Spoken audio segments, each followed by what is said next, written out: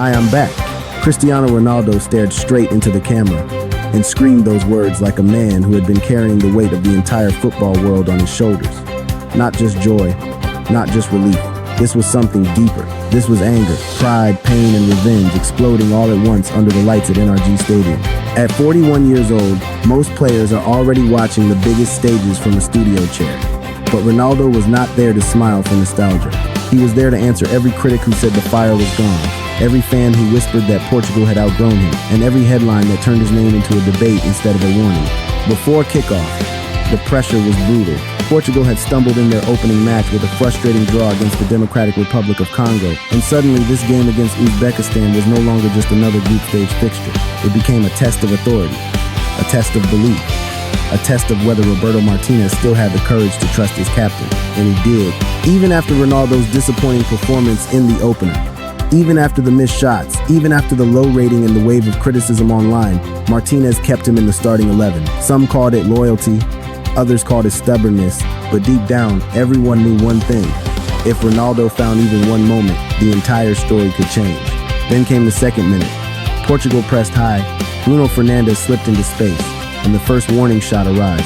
2 minutes later, Nuno Mendes whipped a dangerous ball across the face of goal, and Ronaldo was inches away from turning it in. The crowd gasped. The cameras locked onto him. The tension grew. And in the 6th minute, the wait ended. A sharp pass cut through Uzbekistan's defense. Ronaldo attacked the space like the old predator never left. And with one ruthless strike, the net snapped back. Portugal led 1-0. Ronaldo ran away in celebration with fire in his eyes, as if 10 games of silence had just been burned to ashes in one swing of his boot. So, before this story goes any deeper, tell us where you're watching from tonight. Are you in Portugal, America, Asia, Europe, or somewhere Ronaldo's name still makes stadiums shake? Drop your city in the comments, subscribe to the channel, and stay with us. Because this is not just another match recap. This is the night Cristiano Ronaldo reminded the world that legends do not fade quietly. After Ronaldo's opening goal, the entire mood inside NRG Stadium changed. Portugal were no longer playing with doubt. They were playing with hunger. Every pass had purpose. Every movement looked sharper. Uzbekistan, led by Fabio Cannavaro, had arrived with discipline and pride, but suddenly they were facing a storm that refused to slow down. Ronaldo's goal did more than give Portugal the lead. It released pressure from an entire nation. For weeks, the question had followed him everywhere. Could he still decide games at this level? Could a 41-year-old forward still carry danger in a World Cup match? In the 6th minute, he answered with a strike that felt like a message written in fire. But Portugal were not finished. In the 17th minute, all eyes again turned toward Ronaldo as he stood over a dangerous free kick. Uzbekistan's wall was frozen. Their goalkeeper leaned, waiting for the legendary run-up. The stadium held its breath. Then came the twist. Instead of Ronaldo, it was Nuno Mendes who stepped forward and smashed a low left-footed shot through the chaos. The ball flew into the net before the goalkeeper could react. Portugal led 2-0, and Ronaldo spun in celebration, pointing to the sky as if he knew exactly what had just happened. That was not just a goal. That was a trap. Uzbekistan had been so focused on Ronaldo that they forgot the danger around him. His presence became a weapon even when he did not touch the ball. That is what makes legends different. Sometimes they score, sometimes they bend the entire defense with fear. Portugal were now in control, but football never allows comfort for long. In the 29th minute, a mistake near Portugal's box gave Uzbekistan a sudden chance. One powerful shot beat the goalkeeper, and for a moment, the stadium went silent. Was this the comeback? Was Portugal about to collapse again? VAR stepped in. The goal was ruled out for a foul in the build-up. Portugal survived, and Uzbekistan's brief spark was crushed before it could become a fire. Portugal understood the warning. One careless moment could open the door. One mistake could turn a comfortable night into another national panic. So instead of relaxing, they attacked harder. In the 39th minute, Bruno Fernandes collected the ball and lifted his head. That single glance told the whole story. He saw Ronaldo moving between defenders, not sprinting wildly, not forcing the play, but timing his run with the cold intelligence of a striker who has lived inside penalty boxes for 2 decades. Bruno's pass was perfect. Sharp, clean, cool. Ronaldo broke through, faced the goalkeeper, and did not panic.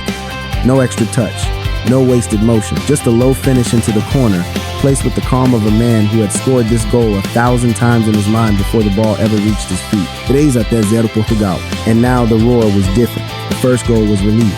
The second was revenge. Ronaldo had not just ended his drought, he had turned the night into his own courtroom, and every finish sounded like evidence. The critics had spent days questioning his place in the team. Now the scoreboard was speaking louder than all of them. But even in the celebration, there was tension. Some Portugal players began chasing their own moment. At 3-0, confidence can become dangerous. A team can start playing like the game is already over. One chance came when a teammate could have squared the ball to Ronaldo for a possible hat trick, but chose to shoot instead. The goalkeeper saved it. Ronaldo did not explode. He did not create drama. But the camera caught the look. He wanted more. Not because he was selfish, but because he understood history was close. At halftime, Portugal walked in with a 3-goal lead, but online the debate was already on fire. Supporters called it a legendary response. Critics dismissed it as numbers against a weaker opponent. And that is the curse of Ronaldo's greatness. Even when he delivers, the argument never ends. While Portugal controlled the match, the world outside the stadium was fighting a different battle. Social media split in two, just like it always does when Ronaldo scores. One side saw greatness. A 41-year-old captain still leading his country, still breaking lines, still terrifying defenders, still turning pressure into goals. To them, this was not about the opponent. This was about survival at the highest level, about refusing to disappear when everyone expects time to win. The other side saw an easy headline. They argued that Ronaldo was simply building statistics against a team ranked far below Portugal. They said the real test would come later, against elite defenders, faster transitions, and colder knockout pressure. Both sides had a point, but both sides also missed something. This match was not just about Uzbekistan. It was about Portugal's identity. Roberto Martinez had to decide whether Ronaldo was still a central piece or a symbolic figure. By starting him after the poor opener, Martinez took a risk. If Ronaldo failed again, the coach would be accused of protecting reputation over performance. Instead, Ronaldo rewarded him. But what made Portugal dangerous was not only Ronaldo's finishing, it was the way the whole structure bent around him. Bruno Fernandes became the brain. Nuno Mendes became the blade on the left. The wingers stretched the pitch. The midfield pressed high enough to suffocate Uzbekistan before they could breathe. Ronaldo was the headline. But Portugal were becoming a machine, and that is what should worry every rival. If Ronaldo can score while also opening space for others, Portugal no longer have to choose between history and modern football. They can use both. Still, the night carried one quiet warning. Against Uzbekistan, Portugal could dominate possession and recover from small mistakes. Against Colombia or another heavyweight, one careless giveaway might not be forgiven. A 5-star win can hide cracks, but it cannot erase them. That is why the second half mattered. Portugal had already won the scoreboard. Now they had to prove their mentality. The second half began with Portugal still pressing, still pushing, still treating every loose ball like a final. Uzbekistan tried to hold their shape, but the emotional damage was obvious. They had seen a goal taken away. They had seen Ronaldo strike twice. They had seen Portugal's confidence grow with every attack. In the 57th minute, Ronaldo showed another side of his game. He dropped deep, helped defensively, and launched the ball forward to start a counterattack. It was not the glamorous part of football, but it mattered. For a player constantly accused of only waiting for chances, this was a reminder. His hunger was not limited to scoring. Moments later, Portugal won another dangerous free kick near the box. Once again, Ronaldo stood near the ball. Once again, Uzbekistan froze. The goalkeeper stared at him. The wall adjusted. Everyone expected the famous strike. But Portugal had another trick ready. Ronaldo moved away from the shot, drifting into the box for a planned combination.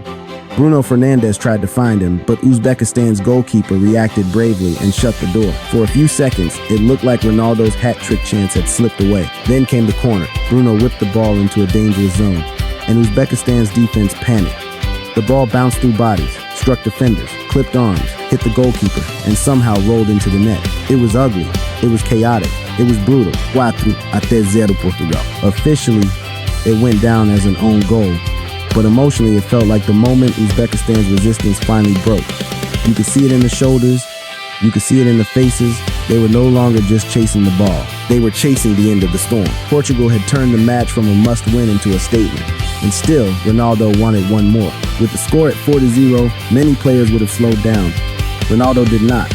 He kept searching for space, kept pointing, kept demanding the final pass. His body may no longer move with the same explosive rhythm of his younger years, but his mind still seized the game earlier than almost everyone else. In the 74th minute, he created another opening with a clever pause inside the box. It was a tiny movement, almost invisible at full speed, but it sent the defender leaning the wrong way. Ronaldo found enough room to shoot, but the goalkeeper produced another strong save. No hat-trick yet. That missed chance mattered because Ronaldo was chasing more than a match ball. He was chasing a feeling. For months, the conversation around him had been about endings. How long can he keep going? Is Portugal better without him? Does his presence slow the team down? Is nostalgia making decisions that tactics should make? Every Ronaldo chance in this game carried those questions. But Portugal were no longer dependent on him alone, and that might be the most important development. Rafael Leao, after a clumsy moment where he lost the ball, soon found redemption. In the 87th minute, Nuno Mendes surged again down the left, delivered the ball into the area, and Leao finished beautifully into the top corner. 5-0 Portugal. This was the picture Martinez wanted the world to see. Ronaldo scoring, Bruno creating, Mendes flying, Leao finishing. Portugal were not just a team of famous names, they were a team with multiple weapons, and yet, even at 5-0, the cameras still search for Ronaldo. That is the gravity he carries. Every expression becomes a story. Every missed chance becomes a debate. Every celebration becomes a headline. In stoppage time, Ronaldo stretched desperately for one final cross from Mendes, but he arrived half a step late. The ball escaped. The whistle followed. The hat trick never came. But the message had already landed. When the final whistle blew, Portugal had a 5-0 win, but Ronaldo had something more personal, proof of life at the top level. For 10 straight matches at major tournaments, he had not scored from open play. That kind of drought does not just live on paper. It follows a player into press conferences, into warm-ups, into every close-up camera shot. For someone like Ronaldo, who built his legend on impossible standards, silence becomes louder than criticism. And that is why his reaction mattered so much. When he screamed into the camera, it was not only for the fans, it was for every doubt he had been forced to carry. For every comparison with Lionel Messi, for every reminder that younger stars like Kylian Mbappe and Erling Haaland were now dominating football's future. For every person who looked at his age before looking at his movement, this was not prime Ronaldo. Nobody should pretend it was. The game has changed. His body has changed. His role has changed. But the instinct is still there. The timing, the hunger, the ability to turn one half chance into a goal. The power to pull defenders toward him and create panic even without touching the ball. Those things do not disappear easily. Roberto Martinez also walked away vindicated. He had defended Ronaldo before the match, insisting that his captain's value could not be measured only in shots or ratings. Against Uzbekistan, that belief looked justified. Ronaldo scored twice, influenced the defensive shape, and helped open space for the players around him. But the question is not fully answered. One great night does not settle an entire tournament. Portugal still have bigger tests ahead. Stronger opponents will press harder, defend smarter, and punish mistakes faster. Still, after this performance, the debate changes. It is no longer, can Ronaldo still help Portugal? Now it is. How far can Portugal go if Ronaldo catches fire? Ronaldo owned the spotlight, but Portugal's real strength came from the players operating around him. Bruno Fernandes was the heartbeat. Every time he touched the ball, the game seemed to speed up or slow down according to his decision. His pass for Ronaldo's second goal was not just an assist. It was a surgical cut through Uzbekistan's defense. Bruno has always played with risk. Sometimes that makes him look wasteful. But when the timing is right, his creativity becomes devastating. Against Uzbekistan, he gave Portugal vertical danger. He did not simply recycle possession. He attacked space, forced defenders to turn, and gave Ronaldo the kind of service that elite finishers dream about. Then there was Nuno Mendes. If Ronaldo was the symbol and Bruno was the brain, Mendes was the nightmare. His runs down the left created constant pressure. His delivery stretched Uzbekistan's back line. His free kick goal showed confidence, but his overall impact showed maturity. He was not just supporting the attack, he was shaping it. That is why some fans immediately began asking whether Mendes deserves bigger individual recognition. In a world obsessed with forwards, fullbacks often get ignored. But modern football is built on players like him. Fast, brave, technical, and capable of changing the entire rhythm of a match. Portugal's set-piece work also deserves attention. The free kick routine that led to Mendes' goal was not luck. It was design. Uzbekistan expected Ronaldo. Portugal used that expectation against them. That kind of detail can decide knockout matches. Still, balance remains the key. Portugal looked explosive, but they also had moments where individual ambition replaced better decision-making. Against Uzbekistan, it did not cost them. Against a top team, it might. The lesson is simple. Portugal are most dangerous when the stars serve the system, not when the system serves only the stars. For Uzbekistan, the 5-0 scoreline was painful, but it should not erase the larger story. This was a team stepping into a massive spotlight against one of Europe's most talented squads. They were not expected to dominate. They were expected to survive, compete, and show they belong. At times, they did. The disallowed goal in the first half was their best moment. For a few seconds, it looked like they had cracked Portugal open and dragged themselves back into the match. The finish was sharp, the timing was brave, and the celebration showed how much it meant. Then VAR erased it, and with it went a huge piece of belief. That is the cruelty of tournament football. One decision can change the temperature of an entire match. One ruled-out goal can become the difference between hope and collapse. Fabio Cannavaro will know that his team must recover quickly. Their real final may come in the last group match, where a win could keep their dream alive. But the goal difference damage from this defeat makes the road much steeper. At this level, pride is important, but numbers decide survival. For Portugal, the warning is different. The scoreline was beautiful, but they cannot let it create false comfort. A 5-0 win can make everything look perfect. It can hide defensive lapses. It can cover moments of selfishness. It can make a team believe momentum alone is enough. It is not. If Portugal want to win this tournament, they need the emotional fire of Ronaldo, the creativity of Bruno, the speed of Mendes, and the discipline of a team that understands when to attack and when to control. This win gave them confidence. It gave Ronaldo redemption. It gave fans a night to remember. But the real tournament begins when comfort disappears. The most important image from this match was not just the ball hitting the net.